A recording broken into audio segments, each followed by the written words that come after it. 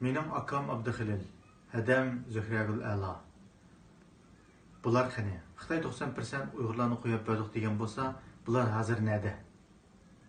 Xitoy tajovuzchilari 90% adamni qo'yib etdik Uyg'urlarni degan bo'lsa, bu yerdagi mana shu sarxildirimiz bular qani? Bularni qo'yib bergan bo'lsa, yani Gulnur Ubul başliq ve buradaki Arslan Abdullah başliq ve bunundaki Gülşen Abbas başliq ve bunundaki Yalqın Rozi Adil Mecid benim akam Hadam